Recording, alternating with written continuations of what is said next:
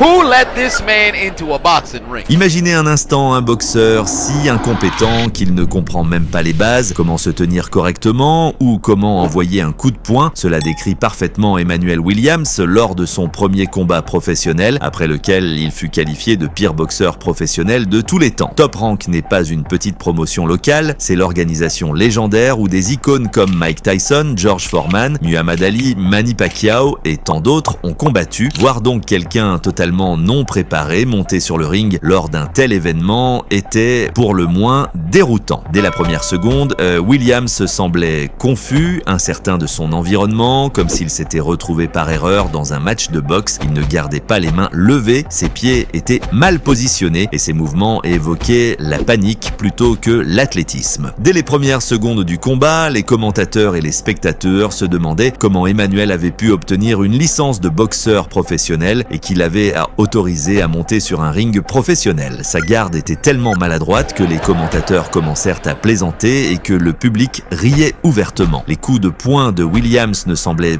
pas seulement faibles, ils étaient absurdes, comme s'il enfilait des gants de boxe pour la toute première fois. Au début, Rincon semblait hésiter, comme s'il voulait donner à Williams une chance de montrer quelque chose, n'importe quoi, mais il comprit rapidement que cela n'avait aucun sens. En moins de 20 secondes, il devint douloureusement évident que continuer ce combat n'était pas seulement absurde, c'était devenu un problème sérieux de sécurité. Même l'arbitre semblait légèrement perplexe, ne sachant pas vraiment comment réagir à ce qu'il voyait. Un peu plus d'une minute après le début du combat, Williams reçut un simple coup au corps, tout à fait ordinaire, et s'effondra immédiatement au sol. Personne dans l'arène ne fut particulièrement choqué. Au contraire, tout le monde poussa un soupir de soulagement. Le combat était terminé et heureusement, aucune blessure grave ne s'était produite. Le personnel médical examina rapidement Emmanuel pour confirmer qu'il allait bien.